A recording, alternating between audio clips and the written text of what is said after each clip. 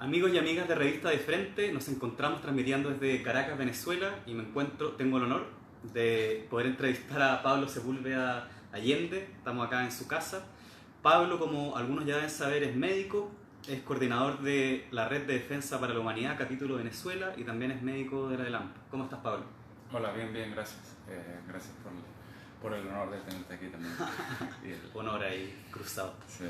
Oye, Pablo, la primera pregunta que te queríamos realizar en este contexto de agresión a Venezuela es: ¿por qué tiene sentido defender el socialismo bolivariano hoy?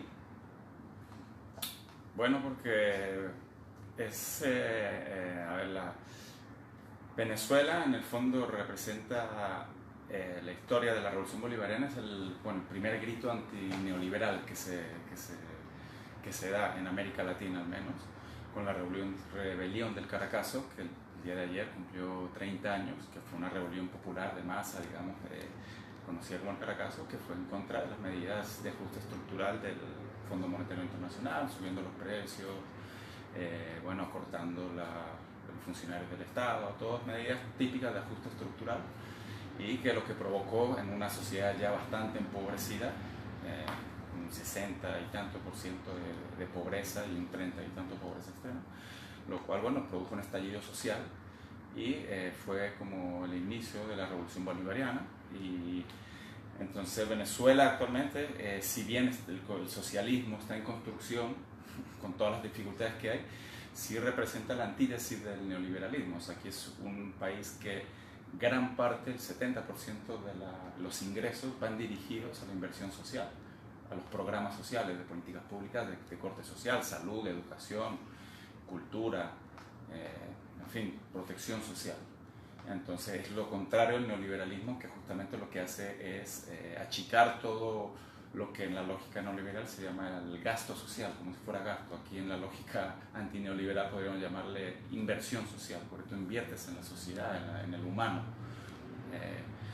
Entonces representa esa antítesis y digamos, es también representante de cuando un gobierno decide, o un pueblo decide tener una política soberana, digamos, independiente de los lineamientos del gobierno de los Estados Unidos o del Banco Mundial, del FMI, y por eso están atacados a la vez, ¿no? Porque justamente representa esa rebeldía o esa soberanía, y que, digamos, que produjo un efecto dominó en el resto de Latinoamérica, muchos países de América Latina. Recordemos que en un momento, en 2006, estaba en la misma línea antineoliberal y hacia la integración, estaba Venezuela, Cuba siempre históricamente, Nicaragua, Bolivia, Ecuador, Paraguay, Honduras, Argentina, Brasil, si bien con distintos tipos de grados, digamos, de procesos revolucionarios o procesos progresistas de izquierda, distintos niveles o grados, sí tenían un enfoque antineoliberal e integrador de América Latina con una voz única, ¿no? Y por eso Venezuela pues es el foco de ataque, aparte de sus riquezas naturales y petróleo, el oro, todas esas cosas, ¿no? Oye, Pablo, disculpa que te interrumpa. Y sabemos que el capitalismo está en una crisis global, estructural, o sea, está destruyendo el planeta, la violencia contra las mujeres y los pueblos indígenas cada vez más intensificada. Sí. ¿Qué elementos de la revolución bolivariana tú crees que hay que rescatar en esta lucha global por el buen vivir en contra del capitalismo? Bueno, justamente el enfoque hacia la inversión en las mejores condiciones de vida para el ser humano. En el término, por ejemplo, con el tema indígena, hay toda una reivindicación histórica hacia los pueblos indígenas. En el tema, de la naturaleza o la transformación del modelo productivo, digamos, recordemos que Venezuela depende del petróleo, es un país que ha dependido de las políticas extractivistas, de la explotación de sus recursos naturales, pero la idea es apuntar, digamos, que Chávez también lo planteó en el tema del socialismo comunal, e incluso lo que planteó del ecosocialismo en el Plan de la Patria, que fue como su último como plan histórico, ¿no? de objetivos históricos que llamó, el quinto objetivo histórico llamado el Plan de la Construcción del Ecosocialismo, o sea, una forma de desarrollo que sea sustentable, que sea armónico con la naturaleza. Y bueno, está en ese proceso, estamos en ese proceso de ir transformando el modelo económico hacia eso. Y Venezuela pues también en muchas instancias internacionales como en Copenhague y todo eso pues lo planteaba, o sea, cuando ellos plantean que hay que cambiar el clima, que el problema es el clima, el cambio climático, bueno, apuntó a las causas, al sistema, hay que cambiar el sistema para que el clima cambie. Entonces sí han habido, digamos, políticas tanto de protección social y apuntando hacia los cambios en los modos y estilos de vida para que sean más sustentables, ¿no? Digamos, la sociedad pueda ser más sustentable, porque el capitalismo se caracteriza en su lógica de una sociedad de consumo y de hiperconsumo en las sociedades más ricas sobre todo, pues no es sostenible, no es sustentable en el mediano o largo plazo. Entonces, bueno, pues sobre todo en el término de conciencia, Chávez fue un gran educador en esos términos, ¿no? de tratar de ir hacia una sociedad que se base más en la cultura, en la educación, que en la obtención de riqueza material.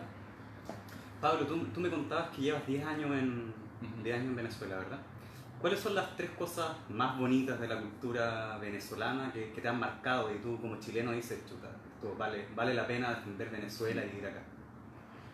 Bueno, si te refieres como a la cultura del pueblo venezolano, bueno, creo que es un pueblo muy solidario, muy amigable, también muy alegre, o sea, dentro de todo las dificultades que pueden haber dentro de estos últimos años sobre todo, o sea, el sentido del humor y la alegría no deja de estar presente, o sea, es como una sociedad que tiene un pueblo que es muy, muy alegre y es muy solidario, fíjate, pues, no sé, la capacidad y es algo histórico, ¿no? De cómo incluso como durante las independencias, o sea, la independencia de América Latina, bueno, un país que salió de sus fronteras a liberar otros países, ¿no? Pero a mí me sorprendió desde el primer momento la alegría, la fraternidad entre ellos mismos y entre la misma sociedad y entre el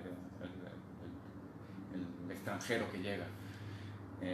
Eso, principalmente, y bueno, conocer, o sea, estar viviendo este proceso de transformación de la sociedad, digamos, lo que es la Revolución Bolivariana, pues también es algo, digamos, un honor, un privilegio histórico poder estar viviéndolo, ¿no? Viendo el día a día de cómo toda esta lucha que se está dando, ¿no? Estas transformaciones y esta lucha que se da en contra de los enemigos más poderosos del planeta, ¿no? O sea, el enemigo que es el mismo enemigo que derrocó la Unidad Popular, que instauró dictaduras en América Latina, que cometió los peores crímenes contra la humanidad. Me refiero sobre todo a los gobiernos de Estados Unidos o al Estado norteamericano en sí como Estado, ¿no? Como estructura.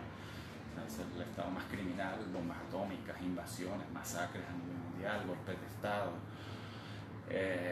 Todo eso, digamos, que es lo que ahora en patota, como dirían en Chile, están metidos en Venezuela con todo. Y la capacidad de este pueblo, que es otra cosa, o sea, es increíble, no se deja de sorprender la capacidad de resistencia, de resiliencia y de lucha, o sea, de cómo ha resistido, no solo estos 20 años que hubieron, 20 años, digamos, con Chávez, si bien hubieron dificultades, el golpe de Estado, el paro petrolero, todo eso que también se contrarrestó, épicamente, digamos, el golpe de Estado se revirtió en 48 horas, en fin, pero estos últimos años donde había una crisis económica, producto en gran medida de actos de guerra económica brutales, en fin, todo este bloqueo criminal, este robo, lo que ahorita decía en el Consejo de Seguridad de la ONU, o sea, es el mayor robo o saqueo de la historia del país. En una semana se robaron $30.000 millones en lo que fue las reservas internacionales que estaban en el Banco de Inglaterra y la filial de PDVSA, la principal empresa petrolera de Venezuela, en Estados Unidos. $30.000 millones, así se lo apropiaron. Descaro, o sea, es una piratería corporativa capitalista de la peor, o sea, a nivel de descaro. Y bueno, Entonces, la capacidad de responder a eso, lo que vivimos el sábado pasado, tú estabas aquí, ¿no? O sea, en Venezuela, este 23 de febrero, esa intención, o sea, todo ese plan de entrar por la fuerza en contra de toda la legalidad internacional, de todo lo establecido para esos casos de ingresar a una supuesta ayuda humanitaria, todo eso que lleva protocolos, ¿no? Que están establecidos por la ONU, todo eso, violando todo eso sin hacer caso, y violando la Carta de Naciones Unidas de la soberanía territorial, todo eso, cómo se detuvo ese plan de invasión, porque era un plan para crear una escalada de violencia y de ahí provocar una intervención militar. No, claro, y terrible, tremendo aguante del pueblo y del proceso, o sea, te acosa la principal potencia económica, militar del mundo y tú así entero. Así. Entero y de manera pacífica, o sea que, bueno, obviamente la guardia fronteriza, digamos, estuvo ahí parada y resistiendo ahí, que no entraran, obviamente con gases lacrimógenos, cuestiones que están dentro de lo establecido para disuadir, pero ahí están tocando con bombas incendiarias, con bombas molotov, con morteros, en fin, no sé si viste imágenes, debajo del puente tiraban bombas molotov a la policía que estaba fronteriza, que estaba cubriendo ahí como con los escudos, mientras llegaban las piedras, los bombas molotov, por abajo, ¡pum!, te tiraban bombas molotov. No, si estuvimos cubriendo, tenemos varias notas ahí que pueden visitar en nuestra página web www.revistadelfrente, y el descarado de Guaidó salió, me parece que ayer o hoy día, diciendo de que había sido la Guardia Bolivariana la que había quemado el camión, siendo que están todos estos antecedentes de que los quemaron del lado colombiano. O sea, claro, ya... No, y todos los que nos ven, si ven la noticia en Chile y en el mundo, salió la mediática, esa mafia corporativa mediática mundial, instala Maduro quemó la ayuda humanitaria, crimen de lesa humanidad. O sea, las imágenes demuestran que hay ya, o sea, gracias a los reporteros nuestros que estaban ahí, hay imágenes que demuestran que son quemados por las bombas molotov de ellos mismos, incluso con bidones echando gasolina, y todo del lado colombiano, porque nunca cruzaron. Ellos primero cruzamos, triunfamos, cruzó la ayuda humanitaria y la quemaron. Jamás cruzó. Está la imagen aérea donde se están quemando los camiones del lado colombiano. Y entonces dicen que fue una bomba lacrimógena. ¿Desde cuándo una bomba lacrimógena puede producir combustión? Bombas lacrimógenas son gases, no es combustión. Y entonces salió uno diciendo, no, que los guardias tiraron bombas molotov. No, los guardias no tiraron bombas molotov, tiraron lacrimógenos para dispersar. Pero los que tiraban bombas molotov son ellos. Y hay imágenes donde están los camiones y están lanzando la bomba molotov, cómo cae, digamos, los camiones de enfrente. O sea, está toda la evidencia visual de que fue a través de, que fue quemado del lado colombiano, por los mismos, esta gente mercenarios ahí, contratados de terroristas mercenarios, que no tiene, para mí no tiene otro nombre, ¿no? El narcoestado ahí colombiano. Oye, Pablo, tú conociste al comandante Chávez. Desde la perspectiva humana, ¿con qué te quedas? Bueno, difícil describirlo, ¿no? Pero bueno, es, no sé, una persona muy llana, o sea, muy simpática, digamos, muy empática, muy sensible, no sé, se acerca, saluda, franca, directa, pregunta por la familia, o sea, como que una persona muy sencilla. Es una persona como muy humilde dentro de su grandeza como estadista, como político, como revolucionario, dentro de toda esa grandeza que sabemos, una persona muy sencilla, ¿no? O sea, muy llana, muy sencilla.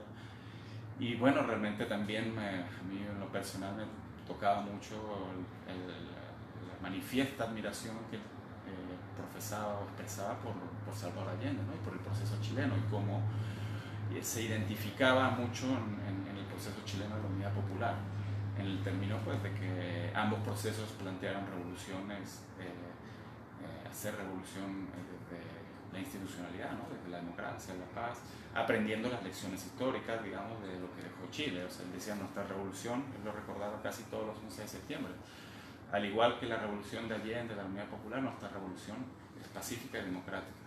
La diferencia es que la nuestra no está desarmada, aprendiendo una lección histórica, que la de Chile, pues lamentablemente no tuvo cómo defenderse. Eso te quería también comentar. ¿Cuáles son las lecciones que Allende saca del colapso, del fracaso del proyecto de la Unidad Popular? Porque yo vi en un video que él contaba de que cuando fue el golpe en Chile, escuchó por la radio el discurso que dio Fidel Castro.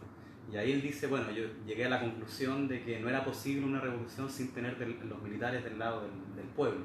¿Cuáles son, en este debate que se ha abierto sobre Maduro, Allende, que se está dando en Chile, ¿cuál crees tú que son las continuidades y lecciones que Chávez y el proceso revolucionario sacó de la crisis de la Unidad Popular?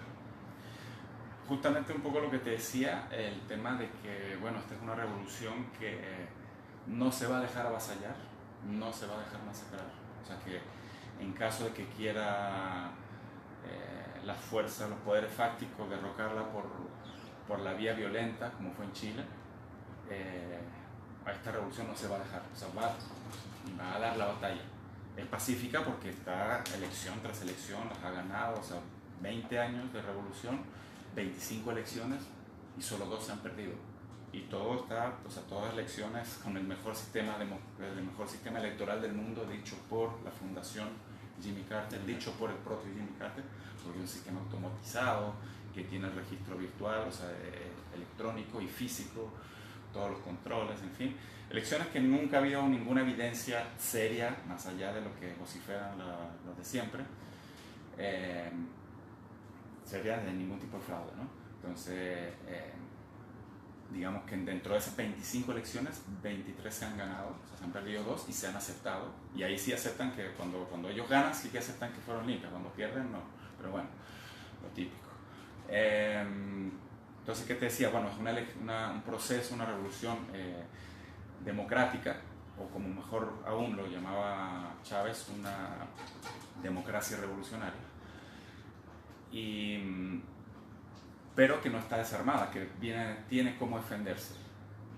Y para eso, la fórmula, digamos la fórmula perfecta, como a veces la decía también Chávez, o bueno, una de las estrategias fundamentales es la unión cívico-militar, es decir, las Fuerzas Armadas cerca del pueblo y que se identifiquen con identificación de clase con el pueblo, cosa que también es muy distinta por la naturaleza de las Fuerzas Armadas de Chile, en donde los bandos medios y altos, o sea, para ser oficial y de lo que sigue para arriba en la escala de mandos, todos vienen de una clase social privilegiada en Chile, ¿no?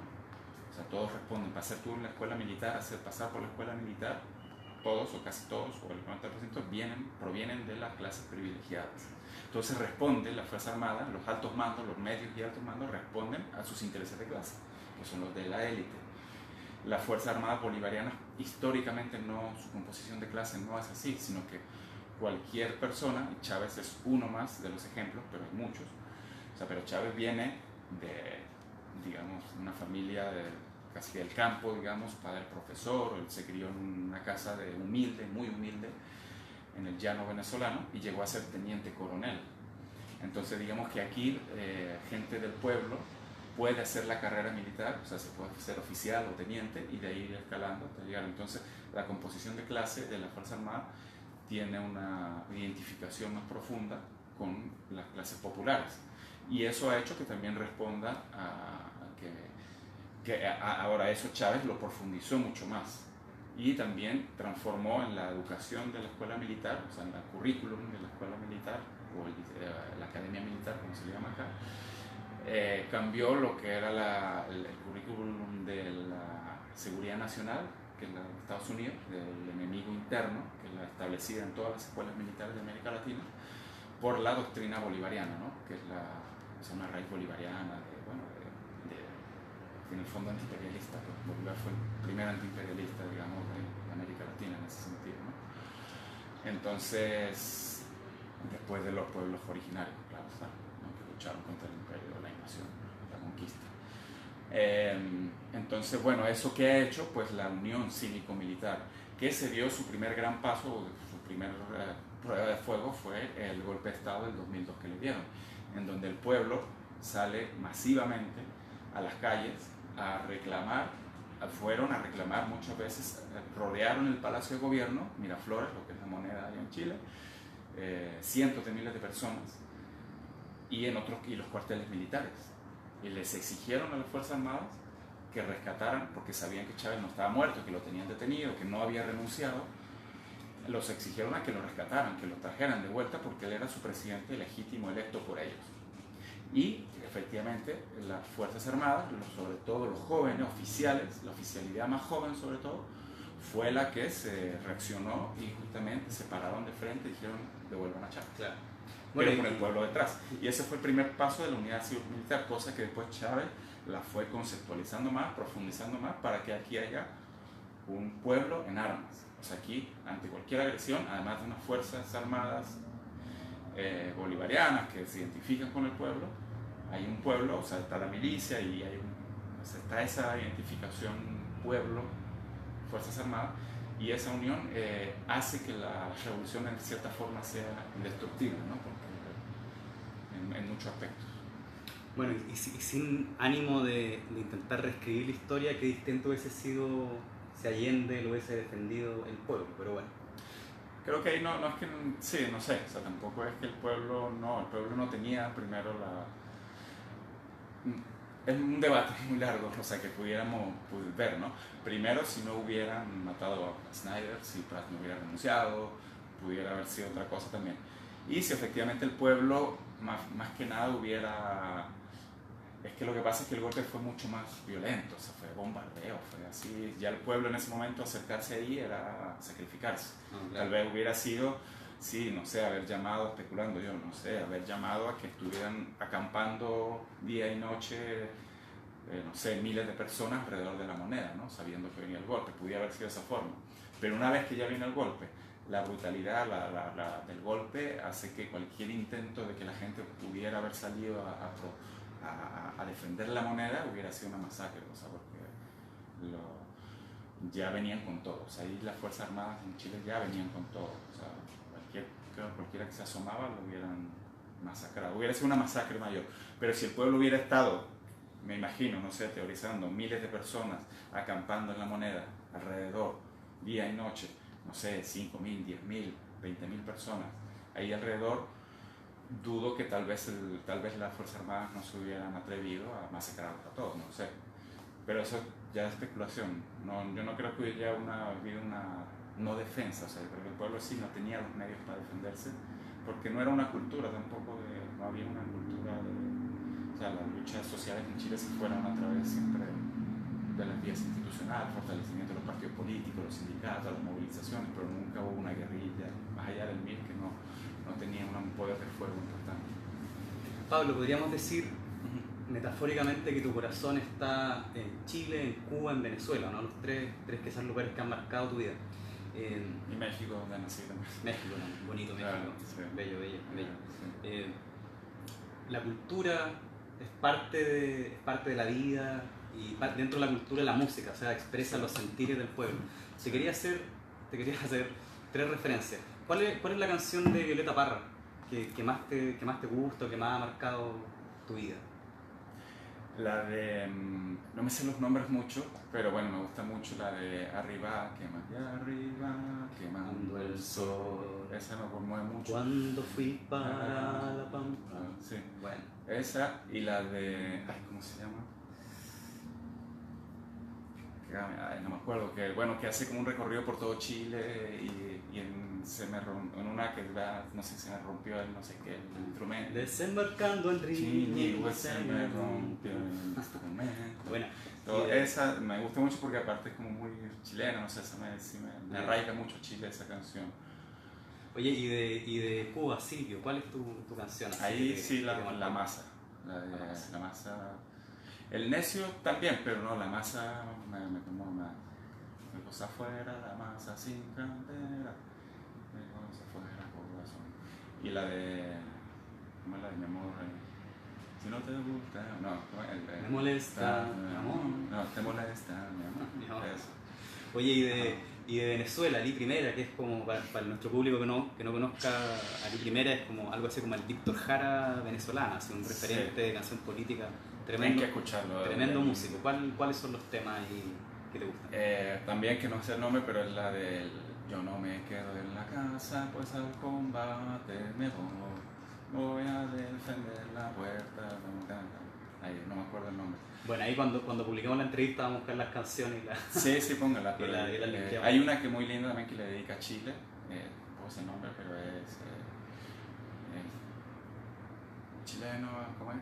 Dispara, chileno, dispara, o sea, habla del golpe de Estado, habla de Víctor Jara, de Violeta, de Pablo Neruda y de Allende. Búscala por ahí, pero dice chileno, dispara, dispara. Ajá. Oye Pablo, pasando a otro tema. Hemos visto frente a este declive de los procesos progresistas en la región, este avance de la derecha, que en países donde más bien el neoliberalismo está sentado por varios años, no han habido procesos de cambio, como en Colombia, como en Perú y en Chile, han aparecido estos denominados nuevos progresismos, el Frente Amplio Chileno, Nuevo Perú en Perú y Colombia Humana. En particular vimos recientemente una carta que hiciste en términos bien duros al Frente Amplio y en particular a los sectores más liberales progresistas que se han subido a esta escalada de violencia verbal contra Venezuela, hablar de que Maduro es un dictador, etc. ¿Cómo ves tú la situación de estos progresismos que más bien están asentados en franjas medias, a diferencia de otros movimientos como, no sé, el peronismo o el proceso bolivariano o el proceso nicaragüense, que tienen un acento en organizaciones populares y que también han puesto un acento más bien en la política en los grandes medios de comunicación? ¿Cómo lo ves? Y también, más allá de la crítica, ¿cómo avanzamos en construir un diálogo entre estas dos generaciones de luchadores sociales para que no se los terminen llevando al final nuestros enemigos para ese lado? O sea, ¿cómo crees tú que se puede avanzar en ese sentido? Sí, ¿cómo se llama? A ver. Sí, el riesgo con el Frente Amplio es que no termina siendo una concertación 2.0, así, solo que con caras más jóvenes, más chéveres, más cool. No, o sea, ese es el gran riesgo. Con Twitter. Sí, con Twitter, pero así la misma lógica, sí, de centro izquierda, ahí medio liberal. Creo que, a ver, ¿qué se puede hacer ahí? Es la construcción de un programa, o sea, que no se avance en los liderazgos.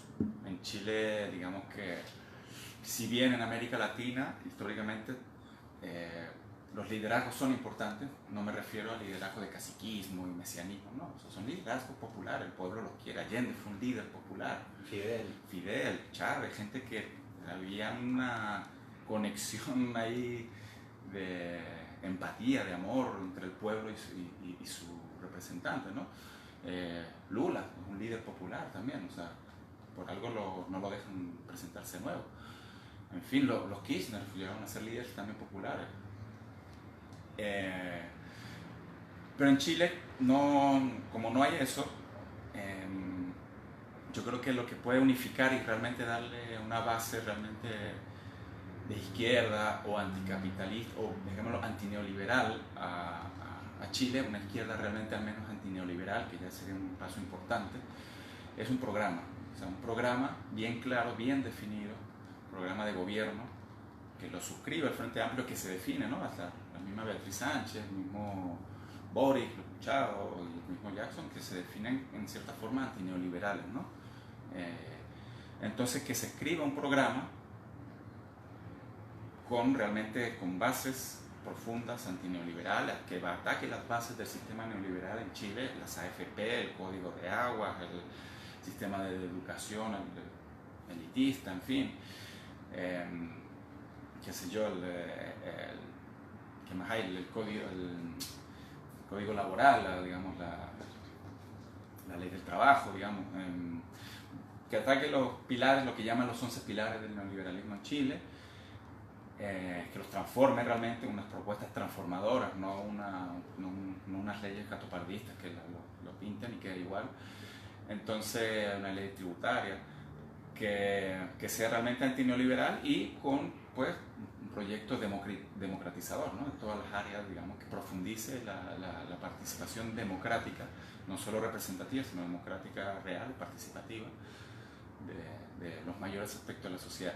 Si el Frente Amplio suscribe un buen programa, que lo firmen todos, desde la izquierda del Frente Amplio, estos sectores más de centro izquierda, el Partido Comunista, que si bien no es del Frente Amplio, pero bueno, es una fuerza importante, e incluso los movimientos sociales podrían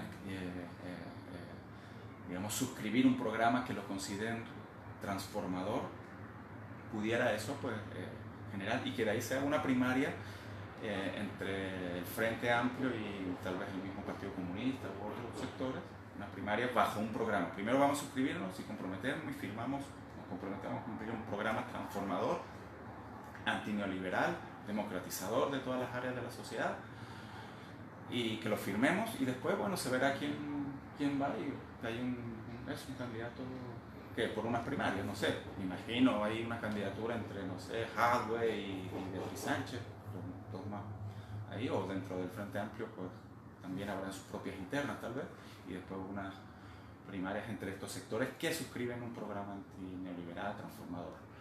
Creo que eso es lo que más pudiera amarrar al Frente Amplio a que sea realmente una fuerza política transformadora, y que no entonces se vaya cada vez más convirtiendo o pareciendo a lo que tanto criticaron, que es la concertación, ¿no? Lo que fue la concertación. Bueno, ahí igual un comentario, y también para nuestro público, el Frente Amplio desarrolló un programa de manera participativa que se llama el Programa de Muchos, y un programa que tiene un contenido neoliberal genuino. Antineoliberal. Claro, antineoliberal. Ajá. Pero lo que ha pasado también es que algunos diputados de Revolución Democrática y otros más que, bueno, ya lo hemos mencionado a lo largo, no respetan el programa. O sea, votaron, el programa dice de que estamos en contra de los tratados de libre comercio, y votaron por la actualización del tratado de libre comercio con Canadá, por ejemplo. Esas cosas deberían incluso ser tomadas y plantearlas en debate interno y tener, digamos, comprometerse, porque un diputado que no puede irse por los tarros solo. Si fue electo, esa persona fue electa bajo un programa, bajo un ideario nomás. O sea, él dijo, bueno, vamos a hacer esto y vamos a recuperar el agua, estamos en contra de los tratados de libre comercio, que es otro punto fundamental, antineoliberal. Y todo eso no puede salir y tomarse por la suya, porque entonces traicionaría al voto por el cual fue electo. Entonces, si todos son electos bajo ese programa, los candidatos no solo a parlamentarios o a presidenciales, son electos bajo un mismo ideario, no pueden irse por los tarros, digamos como una regla interna, ¿no? Debería de ser como lo que yo me imagino que debería ser el deber ser en política, tener coherencia, eso es coherencia política y consecuencia. Si tú a la hora que elegiste, es como Macri, ¿no? Que Macri dijo no y que y ahora está haciendo todo lo contrario a lo que dijo que iba a hacer, todo lo contrario, así descaradamente. Entonces, si tenemos diputados, diputadas que hacen eso, pues no debería ser, sino que debería ser sancionados dentro de su misma organización, de su mismo partido o conglomerado. O sea, usted fue electo bajo estos parámetros políticos. No se salga de ellos, porque entonces está traicionando o está desconociendo el mandato popular por el cual fue electo. Está traicionando al que le votó a usted. Si usted está a favor de los tratados de libre comercio, entonces váyase pues a los partidos de la derecha, que son los fanáticos o los que les gustan los tratados de libre comercio. Oye, ¿y tú cómo te has sentido así cuando ves que desde Chile estas nuevas izquierdas, no todas por supuesto, critican de manera tan descarada, madura? ¿Cómo te ha ido estar acá en Venezuela viviendo y sabiendo que no es cierto, y ver que se supone que lo que iba a ser una promesa de cambio se terminan alineando con ciertas agendas comunicacionales? ¿Cómo lo has vivido? Creo que responde a una falta de formación ideológica, o sea, tengo a veces dudas si es falta de formación ideológica o de contenido, de sustancia ideológica real, o un oportunismo, en el sentido porque, bueno, la demonización que hay en la sociedad chilena, de todos lados, mexicana, de España, o sea, los medios de comunicación te sean como bombardean, o sea, hablan de Venezuela todos los días, y demonizando a Nicolás Maduro, y diciendo que hay una dictadura, que hay una crisis humanitaria, así como que todo lo negativo, todas las baterías mediáticas apuntan a eso, hasta instalar una matriz, que entonces como los políticos pues les cuesta defender, pero bueno, creo que es una falta de un oportunismo y una falta de coherencia. Entonces, bueno, cuando lo hacen, a mí cuando me causa más indignación es cuando hacen eso, por ejemplo ahorita, o sea, cuando aquí en Venezuela se está debatiendo prácticamente la guerra y la paz, la intervención, una intervención militar imperialista, digamos, llamémoslo como lo es, que busca invadir un país para apropiarse de sus recursos, para destruirlo, en contra de la legalidad internacional, cuando se está en juego, pues en Venezuela no solo está en juego la revolución bolivariana y todo lo que representa, sino que está en juego lo que es todo el derecho internacional, el respeto a la Carta de las Naciones Unidas, todo el respeto al derecho internacional, a la soberanía, a la autodeterminación de los pueblos, a la integridad territorial, a los estados-nación, por decirlo así. Todo eso está en juego aquí, porque las fuerzas que quieren invadir o que quieren derrocar están violando toda esa reglamentación internacional que hay. Entonces, cuando está en juego eso, y tú ves que entonces diputados como Boris, como Jackson, como Beatriz Sánchez, entre otros y otras, lo que hacen en vez de criticar al enemigo, al poderoso, que es el que está violando todo descaradamente y flagrantemente todo esto que te estoy diciendo, y además robándose todo el erario público, todas las reservas internacionales, unas cosas también abiertamente, totalmente una piratería descarada de robarse todas las reservas internacionales, apropiárselas, y no dicen nada de eso, y lo que dicen, no, es que Maduro se parece a un dictador cada vez más, o sea, ¿qué te pasa? O sea, tú puedes tener críticas, puede que no te guste, yo no les voy a pedir que sean así con la revolución bolivariana, como bueno, muchos lo somos, ¿sí? Estamos en nuestro derecho. Puede no pedírseles eso, pero que no, entonces no, en estas cosas de cuando está en juego la guerra y la paz, la soberanía de un país, en tu propio continente, en un país hermano latinoamericano, y tú no hay posiciones ambiguas, ahí tú tienes que cerrar filas en contra de una intervención militar, en contra de una injerencia, en contra de una guerra por petróleo. Y entonces no se atreven a criticar a Donald Trump, que es la cara visible de lo más asqueroso en la política internacional, de lo más nefasto, de lo más fascista. No, de Donald Trump no dicen mucho, pero de Maduro sí. Entonces es un oportunismo, o una cobardía política incluso, que es indignante. Entonces, cuando estás en situaciones críticas como en esta, que aquí no debe haber tintas medias, no debe haber medias tintas, perdón. O sea, aquí no estoy diciendo que tú defiendas la revolución, tú estás defendiendo el derecho internacional, la soberanía, todo eso. Y para eso al que tienes que atacar es al que está violando todo eso. Que en este caso es el gobierno de Estados Unidos, de Chile, de Colombia, a todos ellos.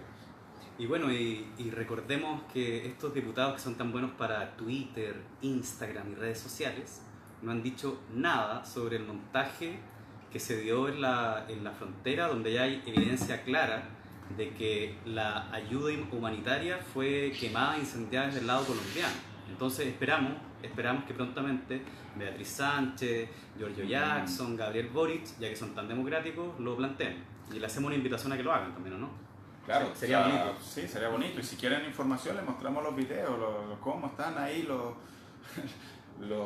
mercenarios terroristas ahí encapuchados con bombas molotov, que no vengan a decir que no es lo mismo que la resistencia de las barricadas contra la dictadura, que no tiene nada que ver.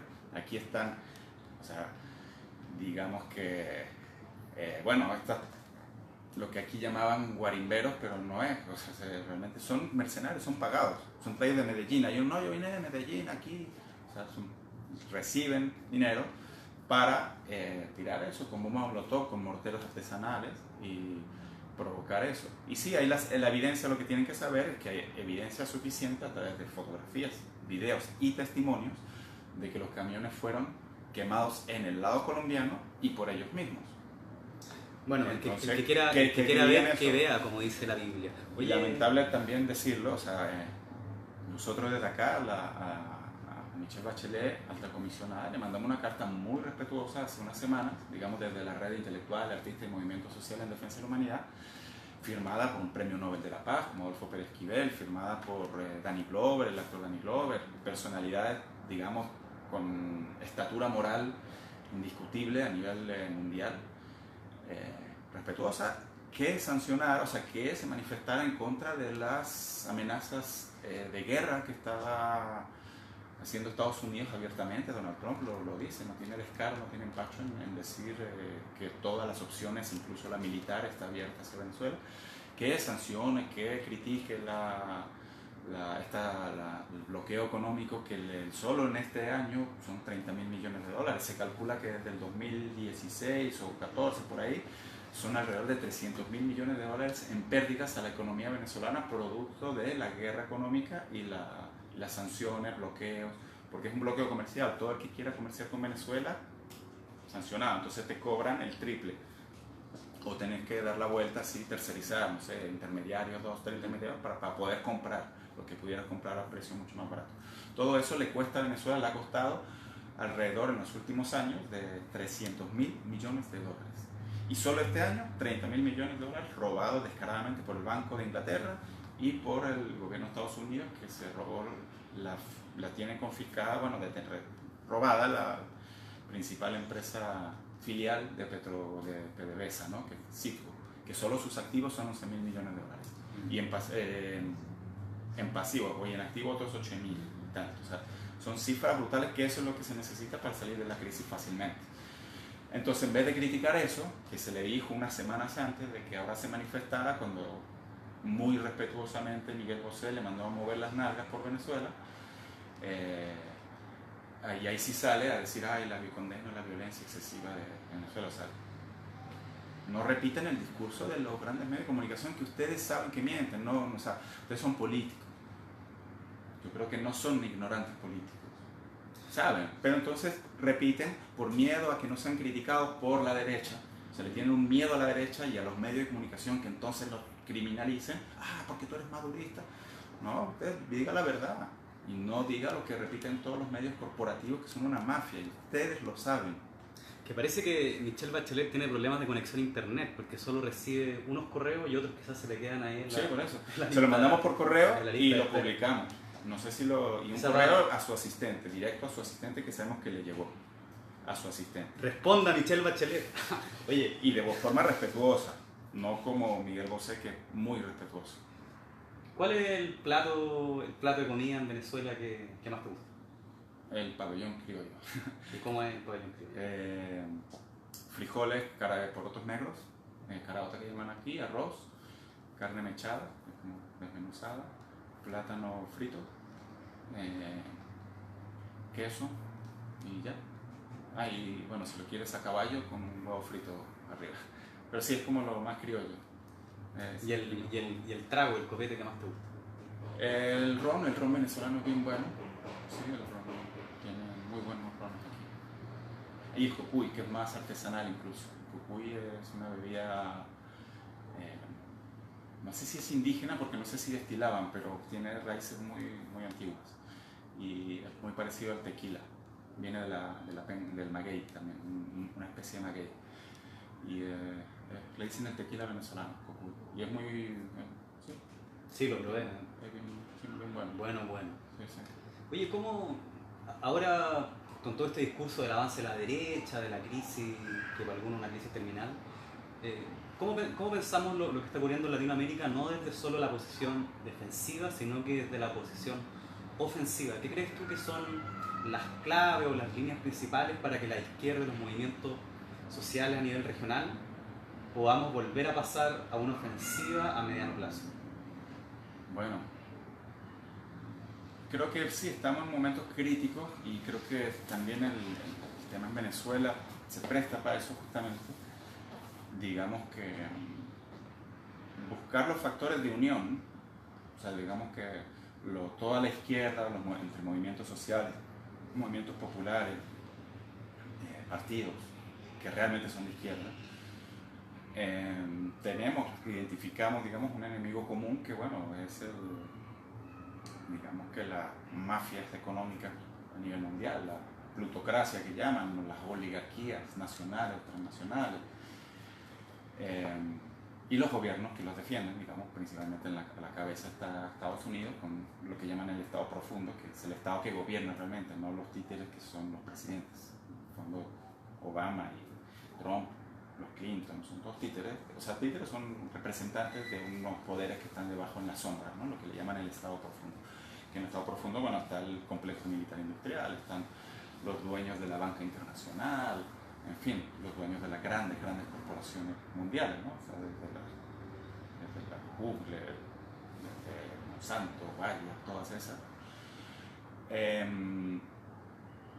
Entonces, bueno, identificarlo, o sea, tenemos ese enemigo común que es el enemigo de la humanidad, no de la izquierda, sino de la humanidad, porque son los que están llevando adelante un sistema capitalista mundial que está destrozando el planeta, que pone en peligro la supervivencia de la humanidad como tal en la Tierra, porque sabemos, el mismo cambio climático es producto de un sistema capitalista que lo que hace que es contaminar, que es lo que hace que es explotar a mansalva los recursos naturales, con la finalidad no de crear un progreso social que beneficie a la mayoría, sino de enriquecer a unos pocos, es la apropiación. Por eso el 1% de la población mundial, que son estos grandes multimillonarios, concentran la riqueza, más del 50% de la riqueza mundial. O sea, se apropian de la... Entonces, digamos que la explotación de los recursos naturales y del sistema no es a favor de un progreso de la mayoría, de generar condiciones de vida, sino que es para la apropiación de ese capital. Entonces, por eso digo que el sistema en sí es enemigo de la humanidad, de la supervivencia de la humanidad, porque a este ritmo de crecimiento y de explotación de recursos, de contaminación, que produce este cambio climático y todo esto que más o menos se está discutiendo a nivel mundial, es el sistema capitalista que lo produce y que nos pone en riesgo. Entonces, cuando identificamos eso, lo que nos une es, bueno, ir viendo de qué forma vamos ir haciendo un plan de batalla o de lucha o de resistencia a nivel internacional. La cosa es que lamentablemente nuestras luchas están muy atomizadas, dispersadas entre movimientos sociales, partidos por acá. La izquierda lamentablemente siempre ha sido muy desunida, hasta que salen grandes liderazgos que logran unificar. La unidad popular fue eso, unificación de unidad popular, o sea, entre distintos sectores populares, partidos, se unificaron. Con Chávez también logró cohesionar a todo ese descontento, toda esa... Entonces, ir construyendo un mecanismo, un instrumento de batalla cohesionada, articulada globalmente, planificada, creo que nos daría pues esa lucha, una nueva internacional pudiera llamarse, ¿no? Digamos, una nueva internacional realmente al menos antiimperialista, o una nueva internacional anticapitalista, o por el socialismo, digamos, un socialismo verdadero, ¿no? Nos pudiera ir a encaminar a eso, pero es la unidad, o sea, es la unidad entendiendo que porque la diferencia o sea, a veces nos odiamos más entre comunistas y anarquistas que tenemos más o menos unas ideas comunes, un enemigo común, una aspiración común, pero diferenciamos a veces entre los métodos, ¿no? Y esas divisiones nos hacen más daño, y bueno, sí, el enemigo se encarga también de dividirnos más. Entonces, de ir madurando políticamente para ir uniendo bajo programas de gobierno, programas de lucha, tanto nacionales, locales, territoriales, nacionales y globales. No podemos caer en lo local, si bien es muy importante la transformación territorial y de los territorios, pero hay que tener una visión más allá y de articular con otros movimientos, con otros proyectos nacionales, con proyectos mundiales incluso, y eso. Entonces, bueno, volver a nivel continental al menos a eso, pues lo que logró llegar a cohesionar la Revolución Bolivariana, pues, que fue eso, pues, llegó a cohesionar dentro de todo eso, pues, a distintos movimientos, partidos y gobiernos en una idea de Unión Latinoamericana, creando estas instituciones que son polos de poder, o sea, la UNASUR y la CELAC también son formas de crear polos de poder anti-hegemónicos, ¿no? O sea, en contra del unilateralismo de Estados Unidos. O sea, acuérdate que después de la Guerra Fría, después de que acabó la Guerra Fría, digamos, en los años 90, cayó el campo socialista, Estados Unidos quedó con total amo y señor y con lo que se llama el mundo unipolar, que era el que manejaba principalmente Estados Unidos y las potencias occidentales que se subordinaban a Estados Unidos. Pero ahora en un siglo XXI en el que surgió la Revolución Bolivariana y empezaron a surgir otras potencias emergentes, como China, como Rusia, se ha creado un mundo más multipolar, o multilateral, que es parte de esa lucha que también tenemos que defender. Y creo que ahí caben incluso los que no son de izquierda, los que quieren un mundo donde se respete la Carta de las Naciones Unidas, donde hay un mundo unipolar, donde no hayan estas intervenciones a las que nos tiene acostumbrado lamentablemente Estados Unidos. O sea, del siglo XXI, ¿cuántos millones de muertos no ha causado Irak, Afganistán, Libia, Siria, Yemen? Millones de muertos. Y Pablo, y en esa línea... Solo en este siglo, en estos 20 años del siglo XXI. O sea, es terrible. Sí. O sea, Yemen están muriéndose literalmente, muriendo de hambre 8 millones de personas. Por una guerra con Arabia Saudita, no una guerra, sino lo que está haciendo Arabia Saudita con las armas de Estados Unidos. Y Piñera anunció recientemente que quiere construir un tratado, una colaboración económica con Arabia Saudita, y el cara dura dice que en Venezuela hay una dictadura. O sea, es el descaro, y también les llamo a los de Frente Amplio que tanto critican a Venezuela, o a Maduro, o al gobierno bolivariano. O sea, atrévanse entonces a criticar a Israel como Estado terrorista. Díganlo con su eso, aunque les cueste, aunque lo critiquen y lo acusen de antisemita, supuestamente. No, es el Estado de Israel el terrorista, ¿sí? Que ha masacrado al pueblo palestino. Díganlo con sus letras bien dicho, no que así ambiguamente ahí como con... Lo digo una vez como para lavarme las manos y que me digan que sí. Con Arabia Saudita, con México, bueno, ahora no, con lo que fue México hasta que la llevó López Obrador. O sea, en fin, todas esas cosas terribles que pasan en el mundo en pleno siglo XXI, para hacerle un parado con eso, con una diplomacia internacional potente, que ahí pueden incluso haber gobiernos que son de izquierda, de centro, incluso de derecha, pero que son racionales, pues, que entienden que no deben responder a esa barbarie guerrerista de Estados Unidos, principalmente de la OTAN. Pablo, para ir cerrando, hay un debate que se ha ido abriendo en la izquierda, en los movimientos sociales en Chile, que tiene que ver cómo al mismo tiempo que estamos por una alianza democrática amplia en contra del neoliberalismo, también el mundo revolucionario se va agrupando. O sea, quienes estamos por una política anticapitalista, socialista. Estoy pensando en la Corriente Popular, que es un agrupamiento de organizaciones dentro y fuera del Frente Amplio, donde participa Revista del Frente, o REMSI, una red de medios social independiente, donde está la gente de Señal 3, Prensa Irreverente y otros medios, y una serie también de organizaciones que están abriendo este debate no solo sobre el antineoliberalismo, sino sobre el problema del anticapitalismo. La pregunta que quería realizar, porque algo mencionaste en una reciente entrevista, ¿qué rol estás dispuesto a jugar tú en el proceso de agrupamiento del campo revolucionario, anticapitalista en Chile? ¿Vuelve a Chile o no? Sí, vuelvo. Claro, tengo toda mi familia allá. Recientemente se fueron mis hijas para allá. Y por razones familiares y también por razones políticas, porque, pues bueno, creo que sí, digamos, hay una cierta, aunque en un principio a veces como costaba asumirlo, una responsabilidad política por lo que representa el apellido Allende en Chile, ¿no? No es que yo quiera ser no es una aspiración de carrera política basándome en eso, sino que lo que representa eso para el pueblo chileno, sé que soy consciente de que eso, pues, digamos, tiene un impacto político.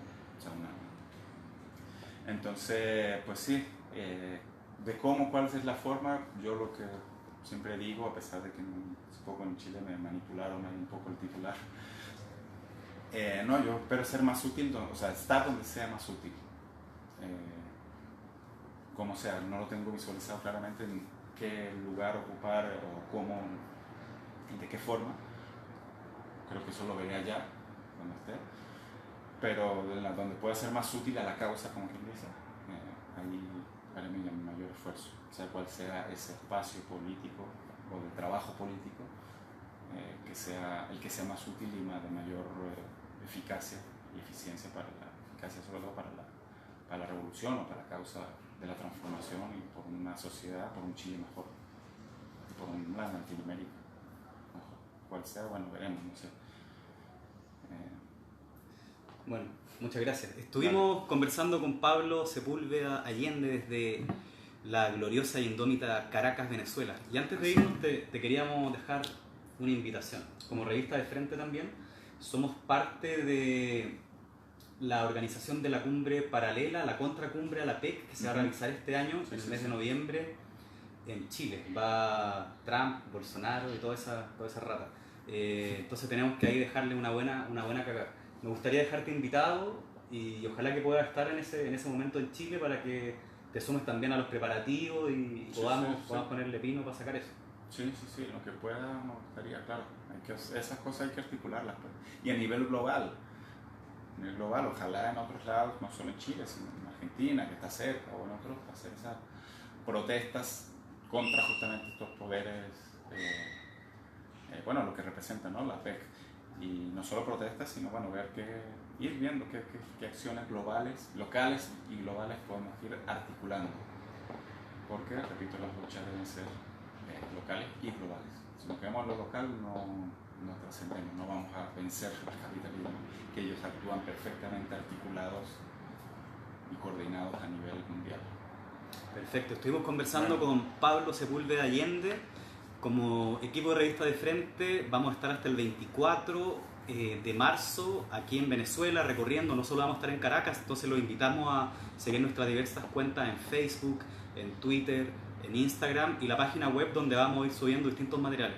Muchas gracias, Pablo, por el tiempo. Gracias a ustedes, saludos a Chile y nos vemos, chicos y chicas.